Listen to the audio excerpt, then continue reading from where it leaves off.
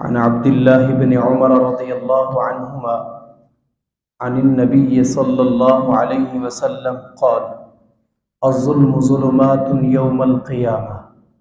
حضور صلی اللہ علیہ وسلم کی حدیث مبارک بخاری شریف کی حضرت عبداللہ بن عمر رضی اللہ عنہما اس حدیث کی روایت کرتے ہیں، کہتے ہیں آقا علیہ الصلوۃ والسلام نے ارشاد فرمایا ظلم جو ہے وہ قیامت کے روز اندھیروں میں ہوگا۔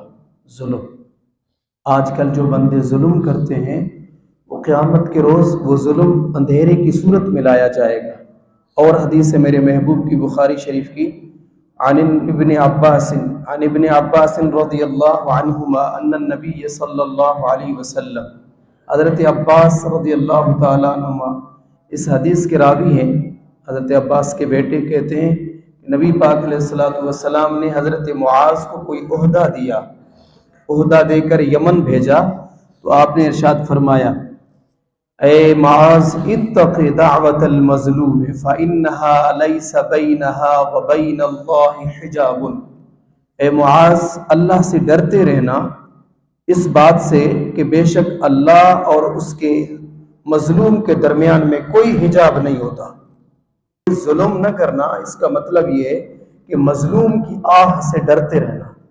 اور میرے آقا علیہ الصلوۃ والسلام کی اللہ تعالیٰ راوی ہے، فرماتے ہیں عن انس رضی اللہ عنہ قال قال رسول اللہ صلی اللہ علیہ وسلم انصر اخاک ظالما او مظلوما، کہ لوگوں مدد کرو اپنے بھائی کی جس پر ظلم کیا جائے، یعنی کہ ظالم کی بھی مدد۔ یا رسول اللہ صلی اللہ علیہ وسلم ھذا ننصرہ مظلوما، یہ تو سمجھ آتی ہے کہ مظلوم کی ہم مدد کر سکتے ہیں، جو مظلوم ہوتا ہے جس پہ ظلم کیا جائے۔ یا رسول اللہ فکیف ننصرہ ظالما، ظالم کی ہم کیسے مدد کریں؟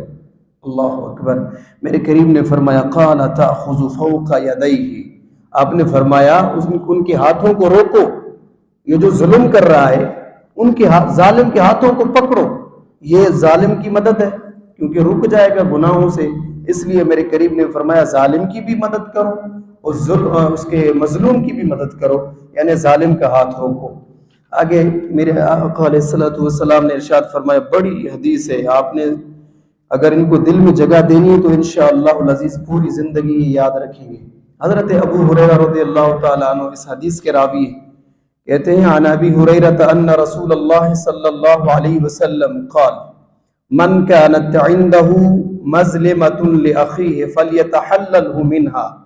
میرے آقا علیہ الصلوۃ والسلام نے ارشاد فرمایا جس نے اپنے کسی بھائی پر ظلم کیا ہو تو اسے چاہیے کہ اسے دنیا میں معافی لے لے، دنیا میں اسے بخشوا دے، معافی لے لے ان سے۔ آپ نے فرمایا فإنه ليس ثم دینار ولا درہم، قیامت کے دن دینار نہیں چلیں گے، درہم نہیں چلیں گے، پیسہ نہیں چلے گا، سونا چاندی نہیں چلے گا، کچھ بھی نہیں چلے گا، روپیہ نہیں چلے گا۔ تو اس سے بہتر ہے اپنے بھائی جس کو آپ نے دکھایا ہے، جس کی دل دکھائی ہے، وہ اب یہاں معافی لے لیں۔ تو میرے کریم نے فرمایا